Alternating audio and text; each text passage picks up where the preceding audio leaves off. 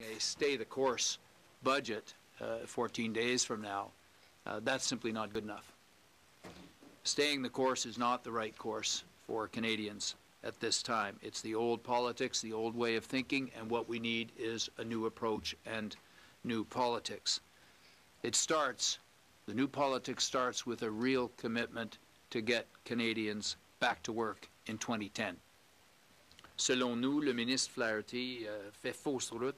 We feel that Minister Flaherty is going in the wrong direction when he states that he will stay the course during the next budget. We have seen the disastrous results from the preceding budgets. The course taken by the Conservatives is the wrong course for Canadians.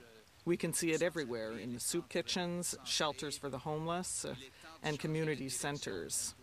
It is time to take a new course. We must do it. It must be done, and together we can do it. The stimulus plan created a lot of opportunities for Conservative MPs to have publicity shots, perhaps, but very few family-supporting full-time jobs have come out of that plan.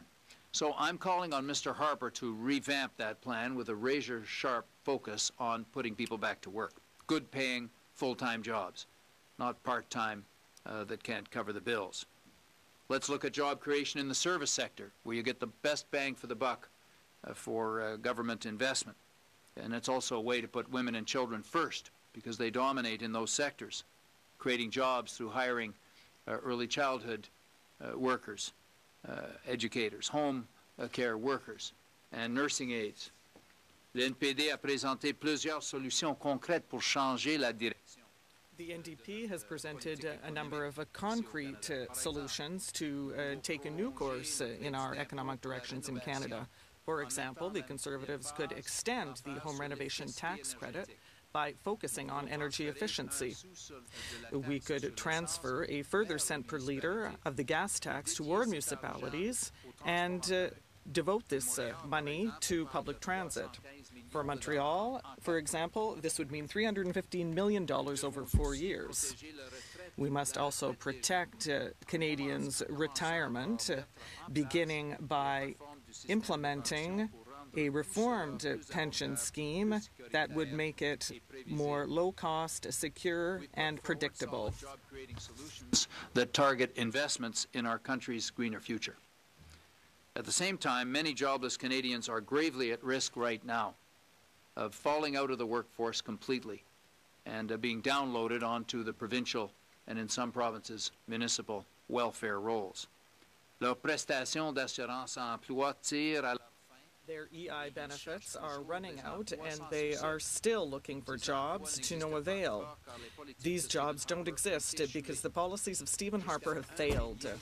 Up to 1 million people could have to cope with a personal crisis by being forced onto the welfare rolls. How the cycles of poverty and despair can trap families for generations once you slip into having to receive welfare.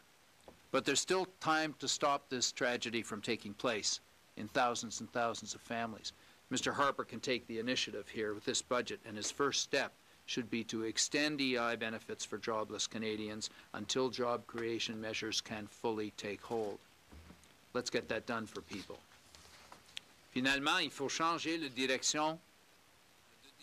Finally, we must take a new course as concerns this government's tax choices.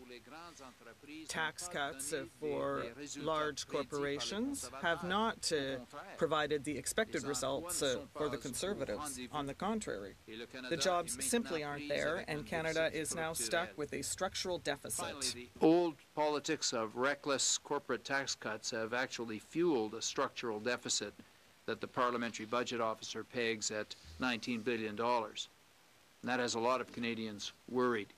What worries them most is that their government may someday use this deficit as an excuse, the old excuse to cut back on the very services that people count on the most: education, health care, infrastructure, the environment, Aboriginal communities, and basic income support.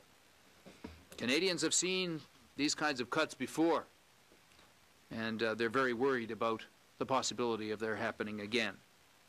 The corporate handouts that Mr. Flaherty has scheduled don't offer any benefits.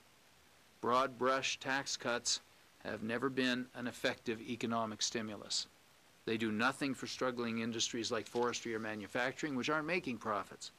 And after 10 years of rate cuts, big business is investing less in innovation, not more. And Canada's corporate tax rates are now well below those of our main competitor, the U.S. So further cuts simply don't make sense. It's not economic logic, but narrow ideology that's driving Mr. Harper to continue to reduce taxes for the big banks and oil companies. It's time for a new approach and for new politics on these fundamental issues. Let's invest in those hard-working Canadians who are eager to build this country. If Mr. Flaherty eliminates his next 2 planned corporate rate cuts, that alone would generate $6 billion each year.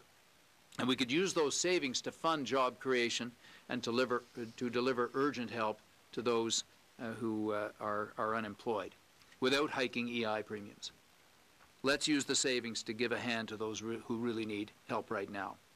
Let's use the savings to put women and children first in the next session, to put seniors into their rightful place, lifting them out of poverty in the next session.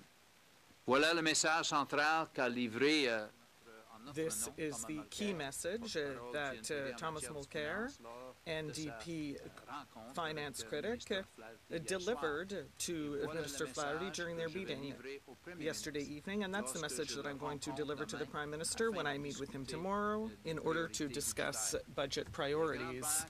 Big banks and big oil do not need government generosity. Most profitable corporations don't need special help. Cancel those next corporate handouts and start getting help to those who really need it. Thank you.